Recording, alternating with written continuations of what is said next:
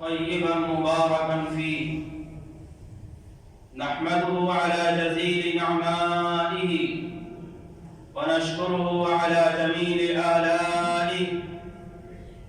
هو الأول والآخر والظاهر والباطن، وهو بكل شيء عليم. وأشهد أن لا إله إلا الله وحده لا شريك له، له الملك وله الحمد، يحيي ويميت، وهو على كل شيء قدير.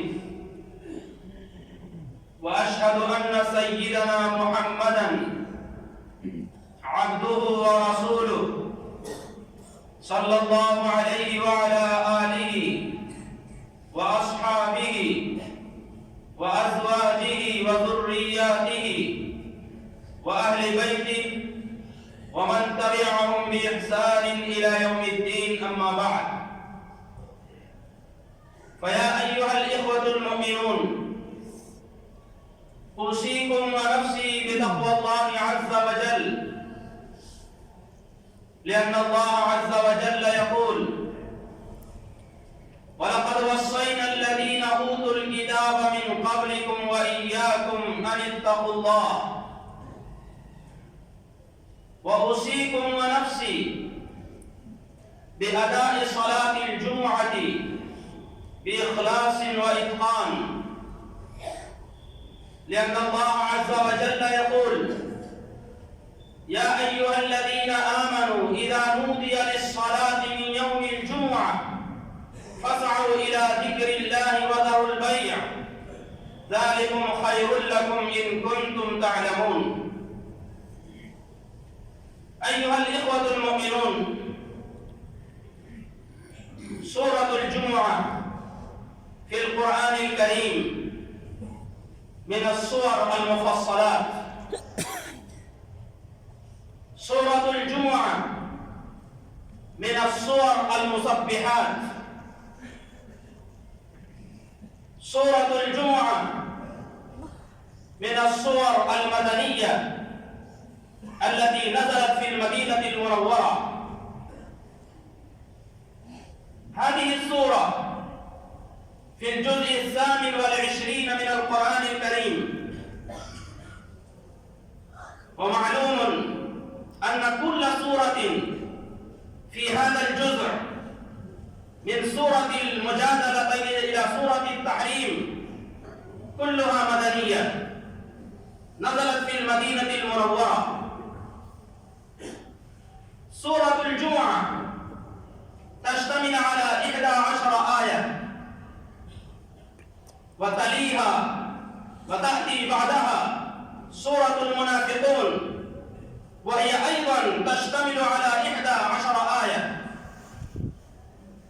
وقد روى الإمام مسلم في صحيحه عن أبي هريرة وعن عبد الله بن عباس رضي الله عنهما قال: كان رسول الله صلى الله عليه وسلم يقرأ في صلاة الجمعة سورة الجمعة وسورة المنافقون. وكان سبب نزول هذه السورة أن النبي صلى الله عليه وسلم كان يخطب على المنبر إذ أقبلت عير فخرج الناس كلهم ولم يبق إلا 12 رجلا، فأنزل الله سبحانه وتعالى هذه السورة بكاملها، ولا سيما هذه الآية: وإذا رأوا تجارة أو لهوا انفضوا إليها وتركوك قائما قل ما عند الله خير من اللهو ومن التجارة والله خير الرازقين. أيها الإخوة المؤمنون، سورة الجمعة تشتمل على 3 نقاط مهمة. أولا، خصائص النبي صلى الله عليه وسلم بالنسبة للعرب وللناس كافة. ثانيا، حال اليهود مع التوراة وعدم تمنيهم الموت. ثالثا، فرضية صلاة الجمعة وإباحة العمل بعدها. وهناك معان ومفاهيم ودلالات توجد في هذه السورة. تبتدئ هذه السورة بتمجيد الله وتنزيهه وتسبيحه ووصفه بصفات الجمال والجلال والكمال. ثم ذكر الله عز وجل صفات النبي صلى الله عليه وسلم من تلاوة القرآن وتزكية النفوس وتعليم الكتاب والحكمة، وهذه الصفات للعرب وللعجم كلهم. قال تعالى: وآخرين منهم لما يلحقوا بهم وهو العزيز الحكيم. ثم استنكر الله سبحانه وتعالى اليهود الذين تركوا العمل بالتوراة فشبهوا بالحمار الذي يحمل على ظهره الكتب النافعة لكن لا يستفيد من هذه الكتب شيئا. ثم اختار الله سبحانه وتعالى طريق التحدي وطريق المباهلة مع اليهود، فقال: قل يا أيها الذين هادوا إن زعمتم أنكم أولياء لله من دون الناس فتمنوا الموت إن كنتم صادقين. ثم أجاب الله سبحانه وتعالى عنه وقال: إن اليهود لا يتمنون الموت أبدا بسوء أعمالهم بطغيانهم وتمردهم وعصيانهم. ثم الله عز وجل ينزل عليهم الموت أو يوصلهم إلى الموت فينبئهم بما كانوا يعملون. وختمت هذه السورة بأداء صلاة الجمعة والسعي إلى النداء الذي ينادى عند المنبر. ثم أباحت هذه السورة العمل الكسب والتجارة بعد صلاة الجمعة، واهتمت بالاهتمام بذكر الله سبحانه وتعالى. وأخيرا هذه السورة عاتبت الذين تركوا النبي صلى الله عليه وسلم للتجارة وللعمل. هذه بعض المعاني والدلالات والمفاهيم التي توجد في هذه السورة. وقد قال المفسر الكبير سيد الطائفة الندوية رحمه الله: إن هذه السورة تشتمل على معاني ودلالات ومفاهيم لا بد أن تصاغ خطب أيام الجمعة في أيام الجمعة من التسبيح وذكر النبي صلى الله عليه وسلم وذكر الأقوام الماضية، ثم الموت، ثم صلاة الجمعة، ثم الكسب الحلال وأمثال ذلك.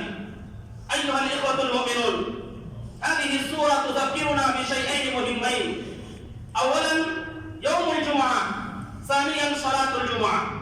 وتعرفون أن يوم الجمعة يوم من الزمان مشهر.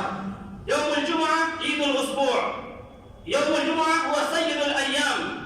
يوم الجمعة ضل عنه اليهود والنصارى فكان لهم يوم السبت ويوم الأحد، فكان للمسلمين يوم الجمعة. وقد تحدث النبي صلى الله عليه وسلم عن هذا اليوم فقال: فيه خلق آدم وفيه أدخل الجنة وفيه أخرج منها ولا تقوم الساعة إلا يوم الجمعة.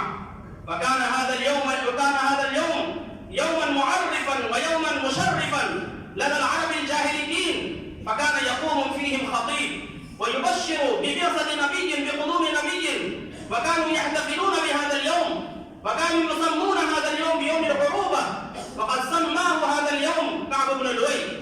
لكن النبي صلى الله عليه وسلم لما جاء فإنه زاد هذا اليوم شرفا وعظمة وعزا وكرامة، بحيث إنه سن في هذا اليوم قراءة سورة الكهف، إنه سن في هذا اليوم قراءة ألف لام ميم السجدة وسورة الدهر في فجر صلاة الجمعة. إن النبي صلى الله عليه وسلم سن الصلاة والسلام عليه في يوم الجمعة، وإنه قال فيما قال: إن في يوم الجمعة ساعة لا يوافقها عبد مسلم إلا غفر الله له. وإن هذه الساعة هي من بداية الخطبة إلى نهاية الصلاة أو بعد صلاة العصر. والشيء الثاني الذي جعل هذا اليوم يوما مشهودا هو صلاة الجمعة. وصلاة الجمعة هو من شعائر الإسلام، وصلاة الجمعة فرض عين على كل مسلم حر عاقل بالغ، ومن سننه وآدابه الاغتسال والتطيب والسواك والتبكير إلى الصلاة والتجمل بلباس جميل. وقد قال النبي صلى الله عليه وسلم فيما قال: من توضأ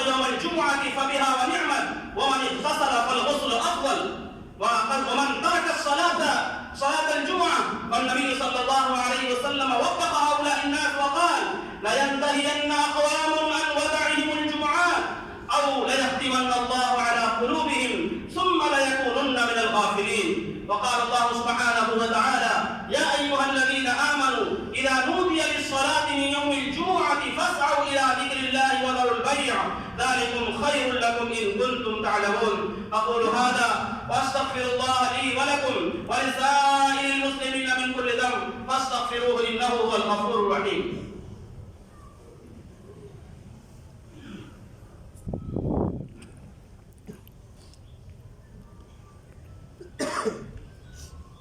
الحمد لله نحمده ونستعينه ونستغفره ونؤمن به ونتوكل عليه ونعوذ بالله من شرور أنفسنا ومن سيئات أعمالنا. من يهده الله فلا مضل له ومن يضلله فلا هادي له.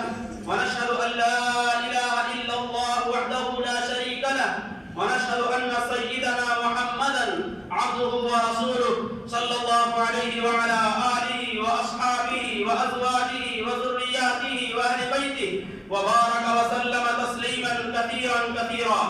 أما بعد، فيا أيها الإخوة المؤمنون، إن الله سبحانه وتعالى أمركم بأمر بدأ فيه بنفسه وثنى بملائكته المسبحة لقدسه وثلث بكم أيها المؤمنون حيث قال مخبرا وآمرا: أعوذ بالله من الشيطان الرجيم، إن الله وملائكته يصلون على النبي يا أيها الذين آمنوا صلوا عليه وسلموا تسليما. اللهم صل على محمد وعلى آل محمد كما صليت على إبراهيم وعلى آل إبراهيم إنك حميد مجيد. اللهم بارك على محمد وعلى آل محمد كما باركت على إبراهيم وعلى آل إبراهيم إنك حميد مجيد. اللهم صل وسلم على سيدنا ونبينا محمد وعلى آله وأصحابه ولا سيما على سيدنا أبي بكر الصديق صاحب رسول الله في الغار، وعلى سيدنا عمر الفاروق قائم أساس الكفار، وعلى سيدنا عثمان ذي النورين صاحب الحياء والوقار، وعلى سيدنا علي المرتضى أسد الله الجبار، وعلى سيدي شباب أهل الجنة الحسن والحسين رضي الله تعالى عنهما، وعلى أمهما سيدة النساء فاطمة الزهراء رضي الله تعالى عنها، وعلى أمين النبي المكرمين بين الناس أبي عمارة حمزة وأبي الفضل العباس، وعلى سائر الصحابة والتابعين ومن تبعهم بإحسان إلى يوم الدين. أولئك حزب الله، ألا إن حزب الله هم المفلحون. اللهم اغفر لي ولمن أحسن إلي ولوالدي ولجميع المؤمنين والمؤمنات والمسلمين والمسلمات. اللهم ألف بين قلوبهم وأصلحهم وأصلح ذات بينهم وانصرهم على عدوك وعدوهم. اللهم أعز الإسلام والمسلمين، اللهم أذل الشرك والمشركين، اللهم أهلك أعداءك وأعداء الدين، اللهم شتت شملهم، اللهم مزق جمعهم، اللهم كل حدهم، اللهم نكس أعلامهم، اللهم خذهم أخذ عزيز مقتدر. اللهم انصرنا بصديق محمد صلى الله عليه وآله وسلم واجعلنا منهم، واقتل من خذل دين محمد صلى الله عليه وآله وسلم ولا تجعلنا منهم. عباد الله رحمكم الله، إن الله يأمر بالعدل والإحسان وإيتاء ذي القربى وينهى عن الفحشاء والمنكر والبغي يعظكم لعلكم تذكرون. اذكروا الله العلي العظيم يذكركم وادعوه يستجب لكم واشكروا نعمه يزدكم ولذكر الله تعالى أعلى وأولى وأجل وأتم وأهم وأكبر والله يعلم ما تصنعون.